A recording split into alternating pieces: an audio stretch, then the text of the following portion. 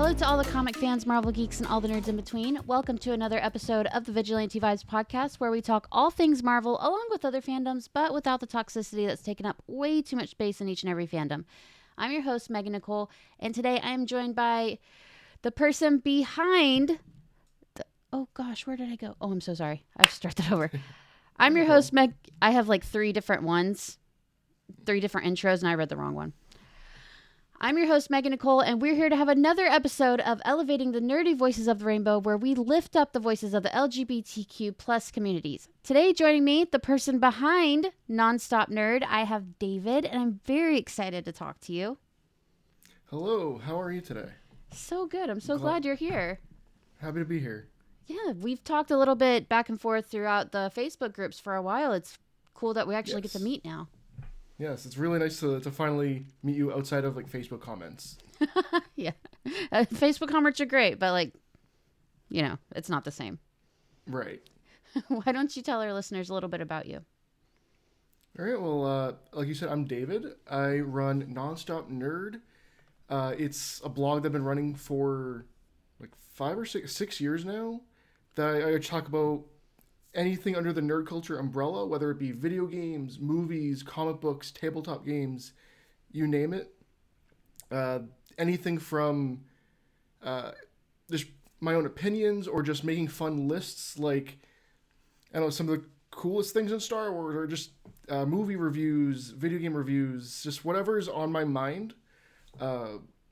I, like a lot of nerdy folk, like to go on tangents about what we love and what we're passionate about. And I find the blog can be very therapeutic. So that way I'm not talking someone's ear off. I'm kind of just putting it on the page and posting it.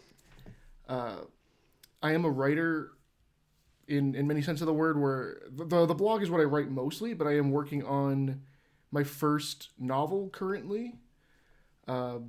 Currently editing the first draft to eventually start the second draft. I'm hoping to have the second draft by the end of the year. I've also have another work in progress that is a collection of comedy horror short stories. That is not very far along. My novel is much more further along than that.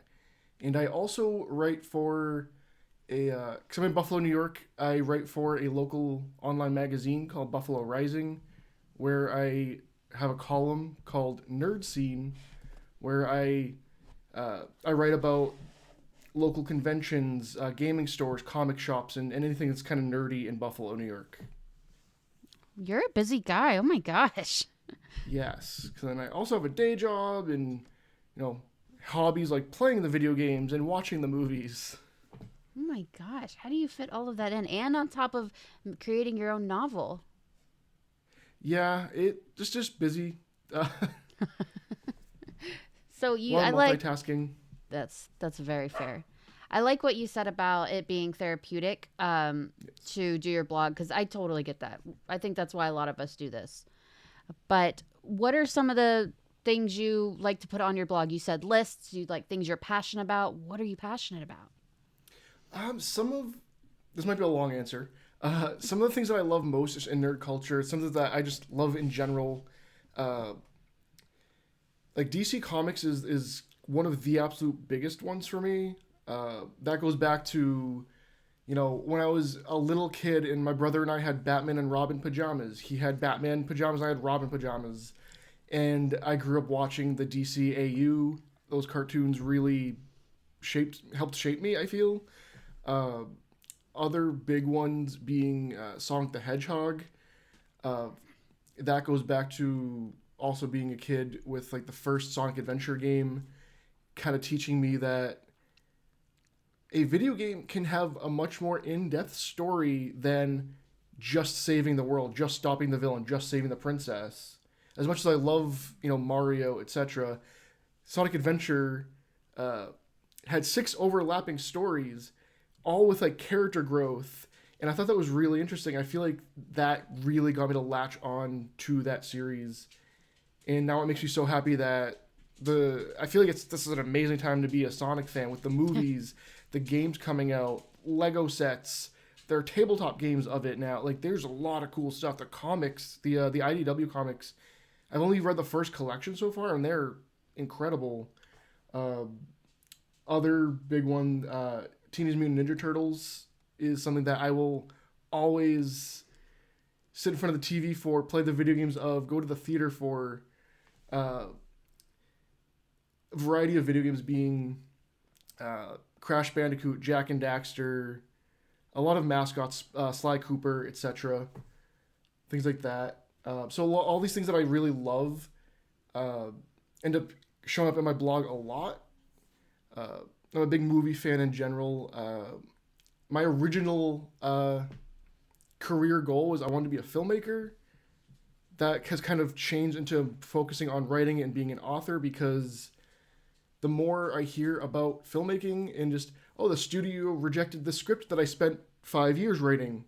That sounds horrible. Or, hey, this actor took control of my project. Well, that sounds awful. I don't want to do that. That sounds, even like indie work, that just doesn't sound enjoyable. Yeah.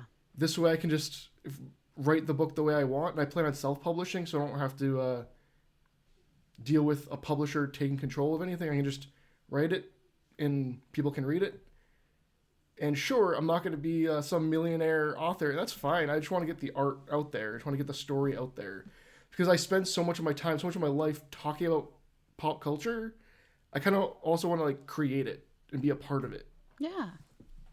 Yeah, I totally get that. I mean, nerd culture is such a huge world, and I get it. I want to put my footprint in there too somewhere, because it's like it's such a beautiful thing to be involved in. Like, people who aren't involved in it don't really get it, but it's so vast. It's so big. There's so many different parts of it, and all of it stems from what you're passionate about.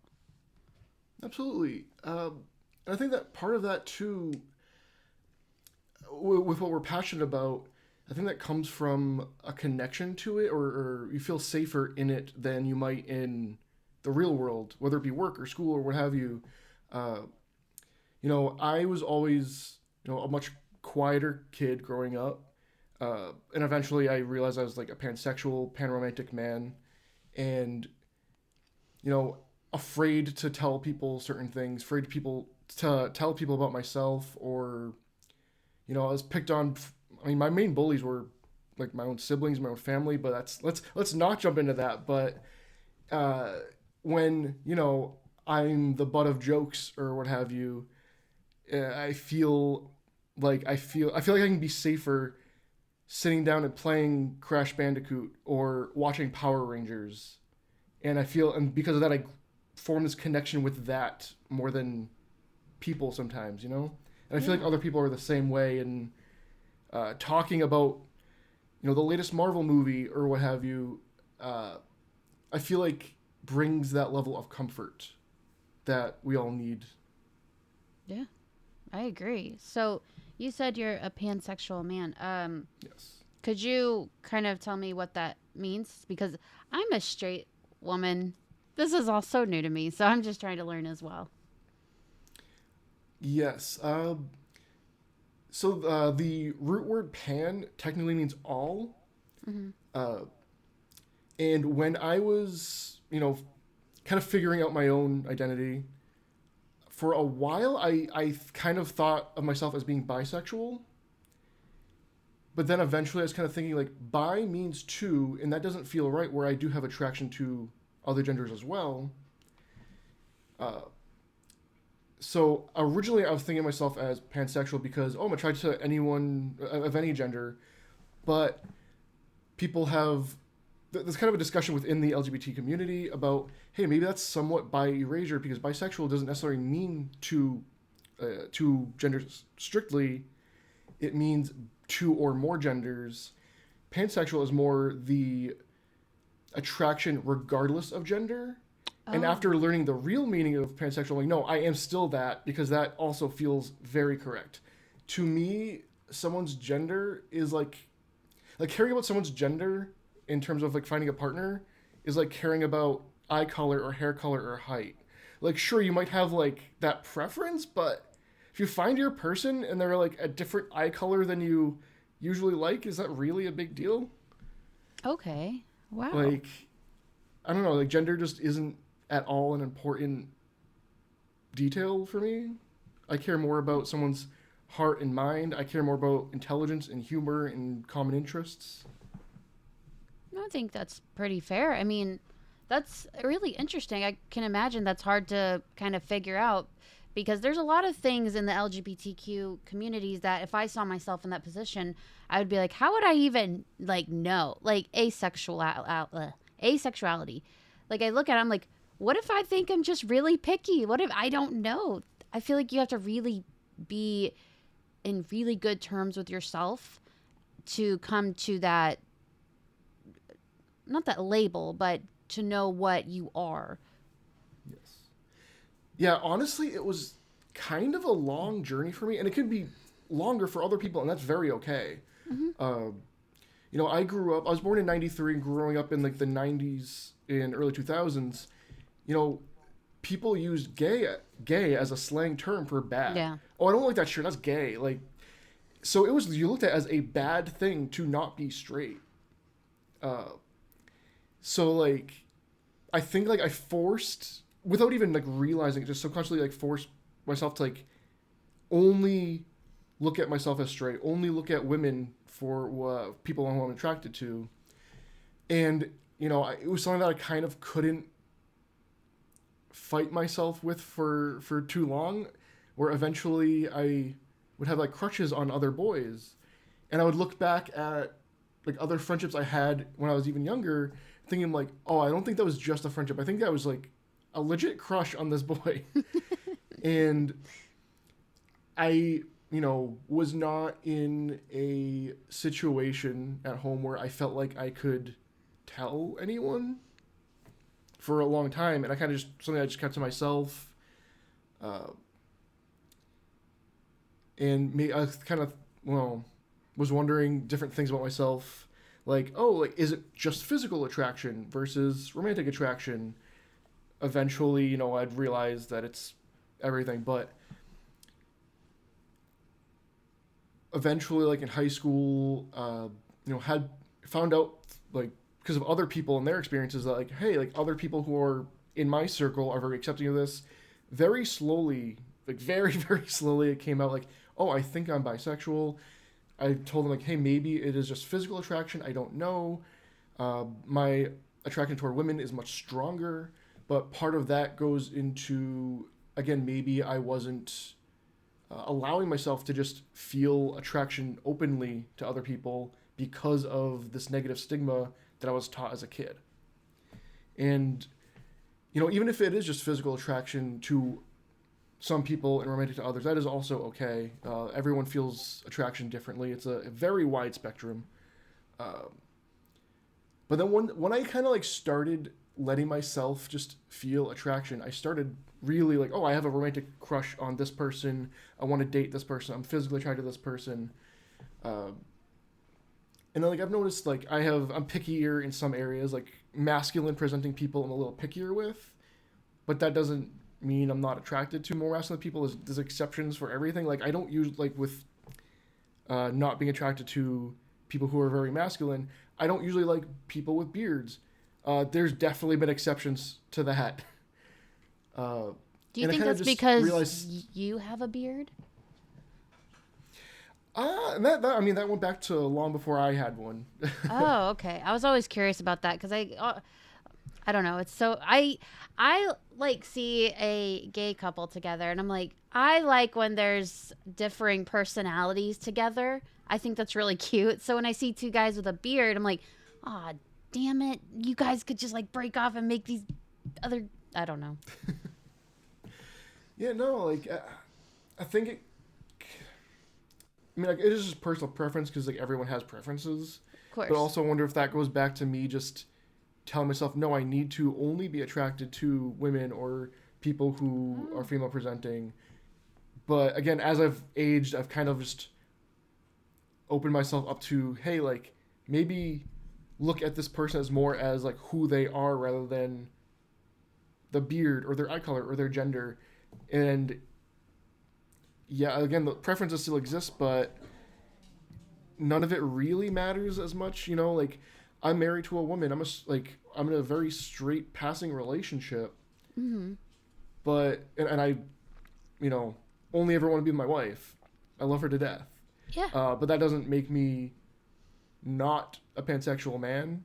Uh, but I've like wondered, like, you know what, like, if I somehow didn't have my wife, like I don't think the gender of my next partner or a different partner would matter at all to me.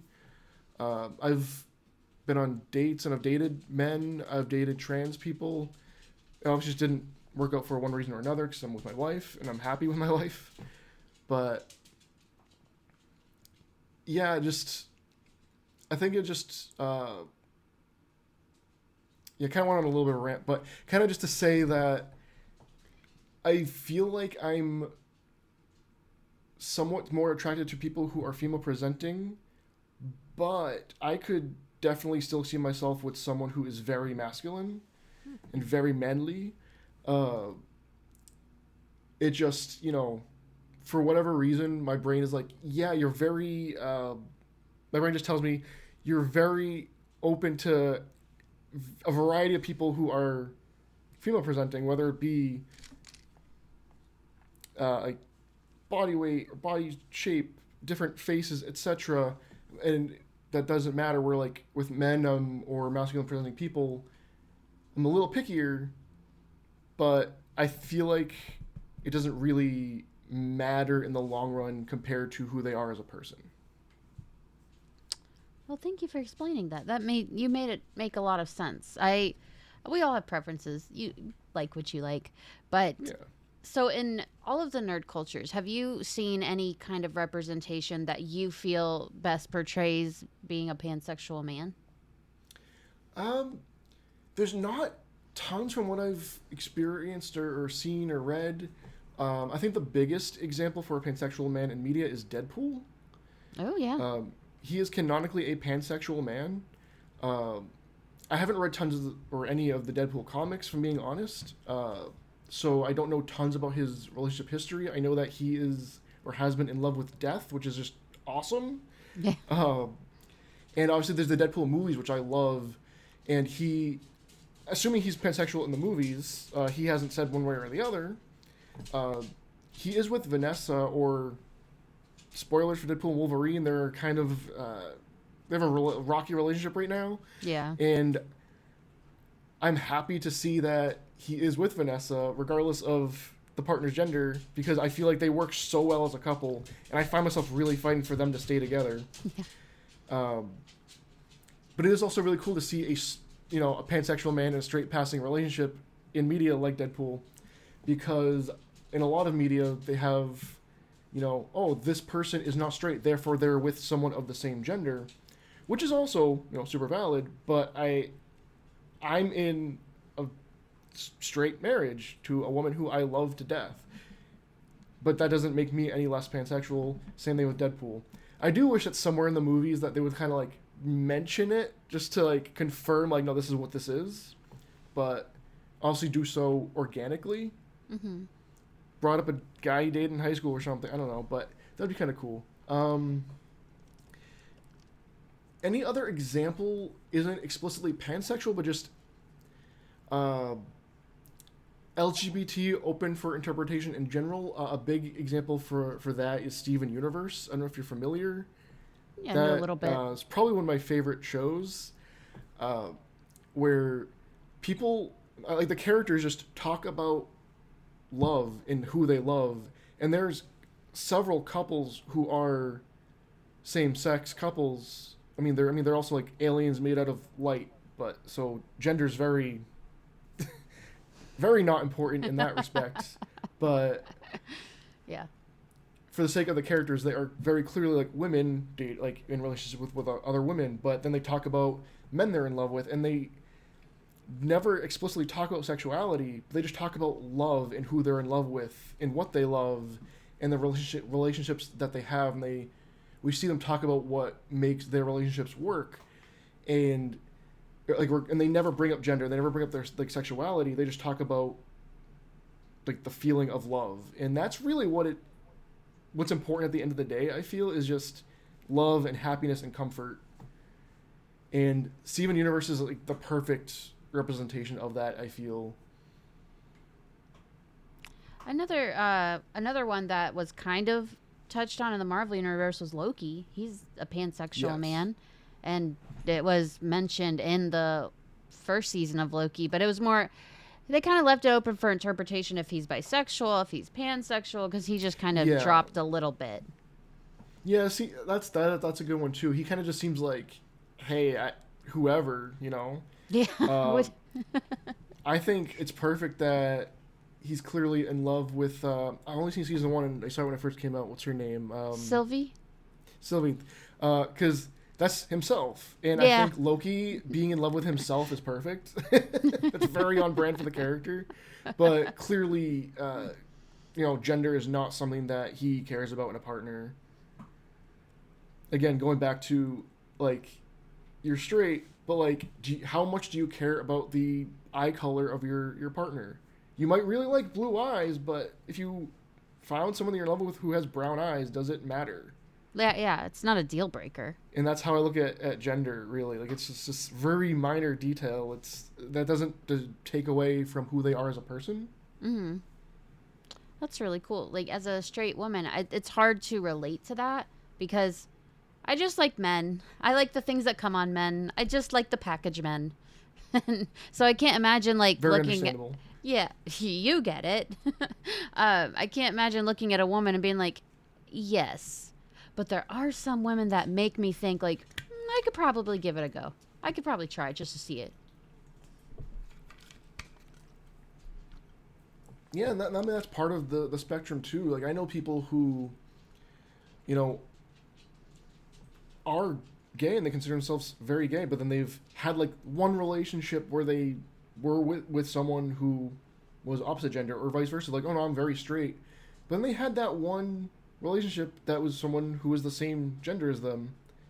And I think it just, again, this is a spectrum. Everyone just feels attraction differently. Yeah. And at the end of the day, what matters is, if they're happy and they're comfortable, then who cares? Yeah, I also think there's some relationships or some times when you get with someone that there's nothing physical about it. It's emotional love that it's Right. like it goes beyond the body and what you can do with those things. So I think I have seen, like, I have some friends who are gay. They said, yeah, I was in a straight relationship once. I mean, it just kind of felt right, but I Yeah. wasn't physically attracted to her. And that took a while to kind of figure out because, like, in my brain, I'm like, oh, wait a minute. Are you bi? Or it's there's so much that goes into it, and I don't envy anyone that has to go through these emotions and figure it out for themselves because it's such a big thing. It seems Yeah. so hard. Yeah, it has caused a lot of stress in my life, especially when I was younger, like high school through like most of college. I kind of like really figured everything out when I was in college, and that was, oh god, like 10 more years ago. Um, but something that, like, a way of thinking that has helped me that I've kind of developed is, sure, like, there are these words, these labels: pansexual, bisexual, gay, straight, non-binary, uh, asexual, whatever. Uh, and I'm a writer. I have a degree in English in creative writing, so like words do matter to me, and words are very comforting, but they also don't matter in the long run as long as you're happy. Like, if I were to describe to you, or just say anyone were to describe to you how their attraction works, and you think, oh, that's what bisexual is, that's what this is. But if they think of themselves, no, oh, I'm gay. If that word at the end of the day is what makes them happy and comfortable with themselves, they're gay. Great. Like, the definition doesn't line up there technically, but for them, that one word brings them happiness to call themselves that, then that's what they are. That's all that matters. I could see it. I definitely can see it. Some people, they've spent so much of their life not fitting in, and wondering why they can't fit in, and they finally find a label or a word that they can identify as, and they hold on to it. And I Yes. get that. I think that happened to me when I became a mom.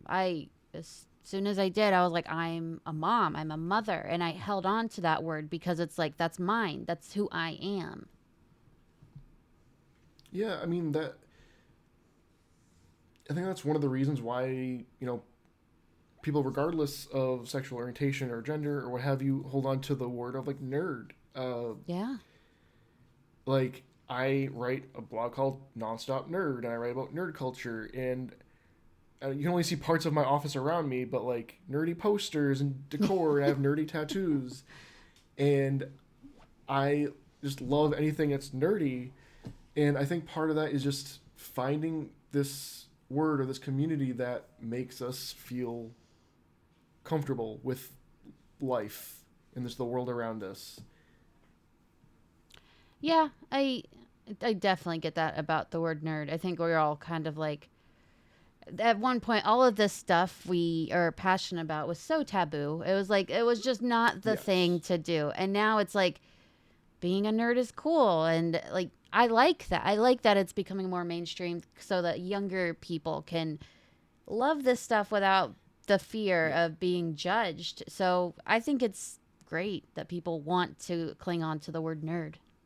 Oh yeah. When I was a kid, I was made fun of for, like, me and my friend were talking about Sonic the Hedgehog, and then we were made fun of for it.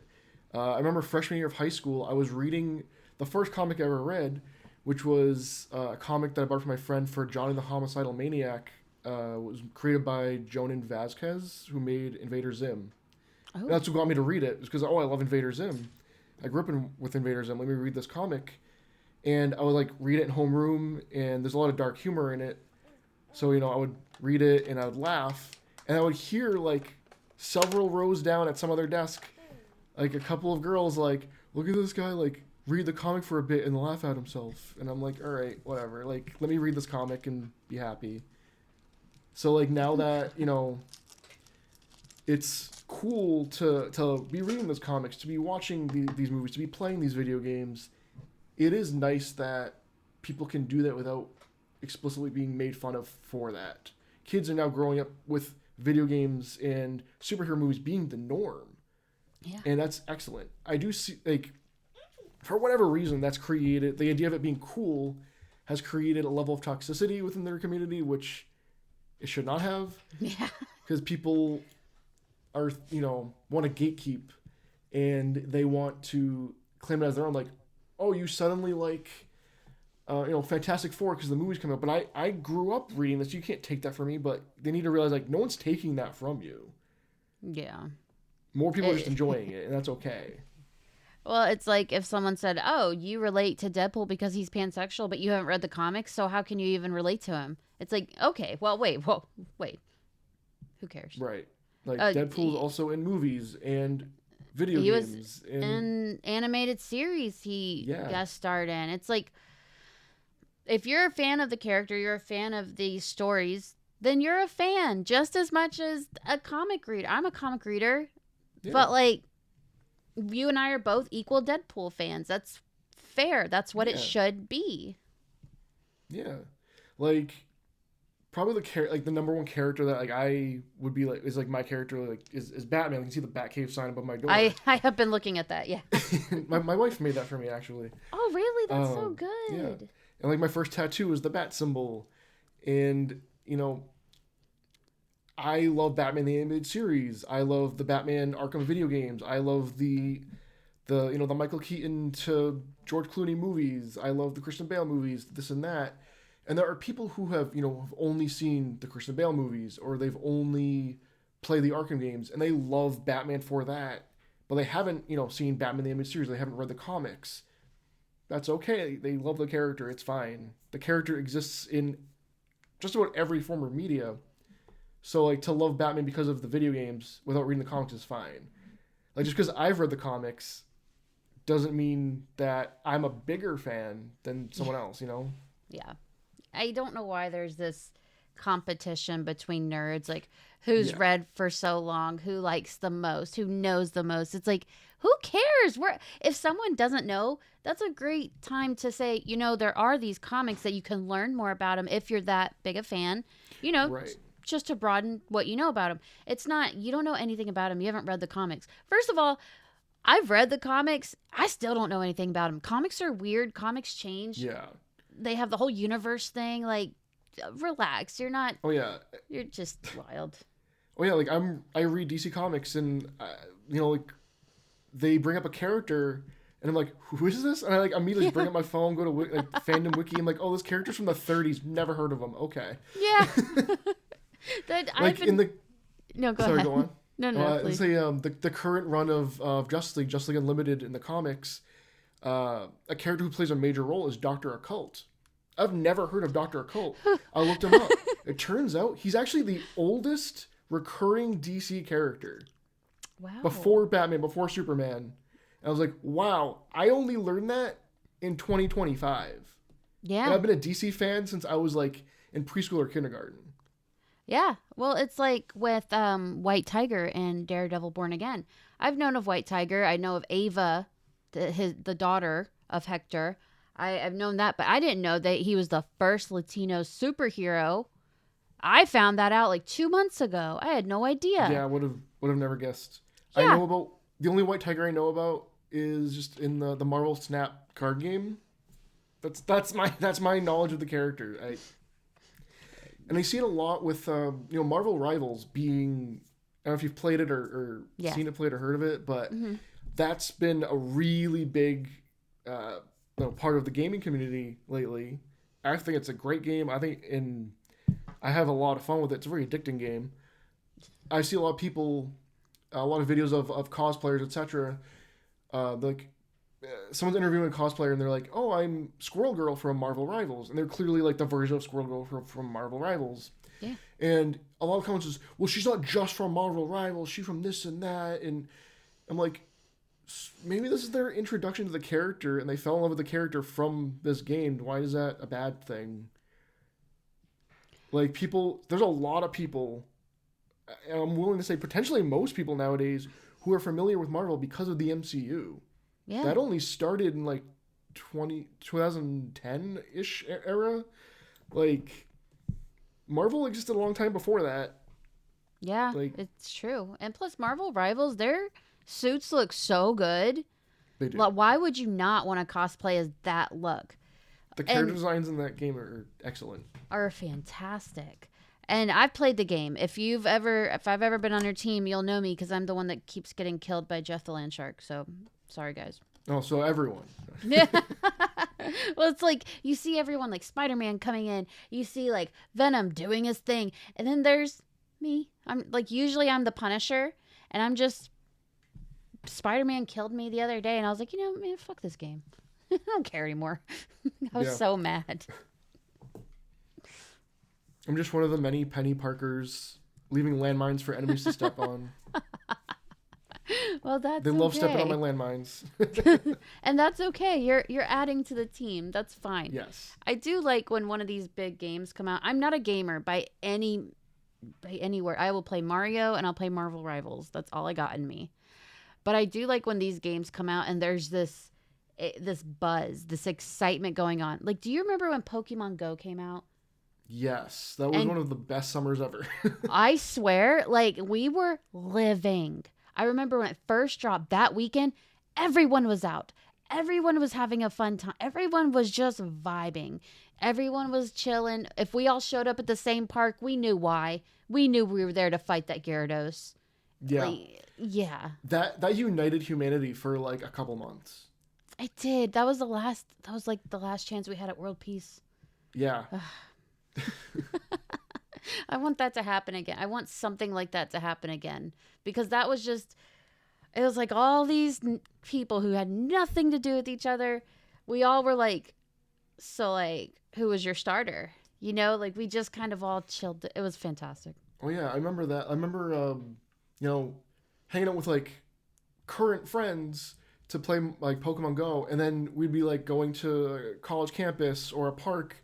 And I'd see someone that I was good friends with back in like middle school. And I'm like, hey, Pokemon. And everyone was like talking about Pokemon. And I'm like, I remember around like Gen 3, I felt embarrassed to like Pokemon. So I kind of like stopped watching the anime because My mom and my siblings were like, "Why are you watching that?" So I kind of just forced myself to stop. But now it's back to everyone, regardless of who they are, is like, "Yo, I love Pokemon." Like, where was that? Yeah. Where was that I, like 10 years ago when I was bullied about liking Pokemon?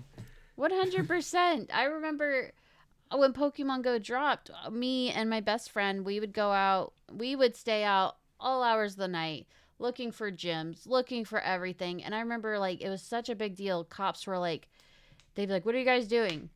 Because we are just walking around at like 2 a.m., like clearly. And he's like, "You're just playing Pokemon? That's it?" And like, That's all I'm Yeah. doing." But I mean, I agree. At one point, it was like, "You like Pokemon?" And then there was gatekeeping as a kid. They're like, "You can't like Pikachu. That's the easiest one." It's like, what? So gatekeeping's always been around. It's just Yeah. never been so much in your face.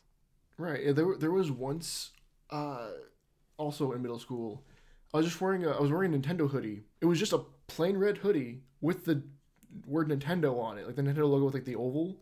Yeah. And it was a really really comfy hoodie. It was very warm. But I was just wearing it, and one kid just walked up to me, and he like got real in my face. Like one of the tallest kids in school got in my face. He's like, "Nintendo's gay," and I was like, "Okay." And I backed away against like lockers. I was like, "All right." Meanwhile, they're like kind of the kings of video games. Like I don't know. He says that, but I guarantee he is playing Super Smash Brothers. Yeah. So yeah. Yeah. I've noticed that. People who talk trash about Nintendo are the first ones to say they will humble you in Mario Kart. And it's like, Yeah, hang on. Pick a side absolutely. here because like I don't understand what I'm not picking up what you're putting down. Absolutely. So stupid. So we're kind of getting to the end of our episode. It's been such a joy having you here. Would you mind telling our listeners where they can find you? Yes. You can check out my blog at nonstopnerd.com. That's where I write about all things nerdy. For my social media, where I do post my articles for my blog as well as updates on my fiction writing. You can find me on social media either under just Nonstop Nerd. I think on Instagram it's nonstop_nerd. Mm-hmm. And then like some other, I think maybe like Twitter, it's like Nonstop Nerd blog. But any variation of like Nonstop Nerd or Nonstop Nerd blog, you can find me. The profile picture should be the same of a little like chibi cartoon version of me like doing the Superman thing with like the Yeah. like opening the shirt with the Superman logo there. That's Mm-hmm. me. Um, yeah, so yeah, if you that's where you can find me. If I either on social media or just on my website, Nonstop Nerd. But I recommend social media where you can see when I eventually post about my book being published in the future. Yeah. And wherever you guys are listening to this episode, just check the show notes and you'll see all the links to where you can find David at Nonstop Nerd. So Yes. thank you so much for being here. Like I said, you're an absolute pleasure. It was so nice getting to know you. Yeah, thank you so much for having me. This is a lot of fun. Like a lot of people who are going to come on here, I love talking about nerdy things. So this has been a blast. If you ever want me on again in the future for Yeah. this series that you're doing, or another series, I would love to just come on and talk nerdy stuff with you. Yeah, I'm always down. You're welcome back anytime. It would be my honor. Yeah, great. Thank you. Yes. So thank you for listening to this episode of Vigilante Vibes. Wherever you're listening, click that subscribe button so you don't miss any of my amazing guests like David or any future episode. Thank you for listening. I hope you enjoyed it. Have a marvelous night.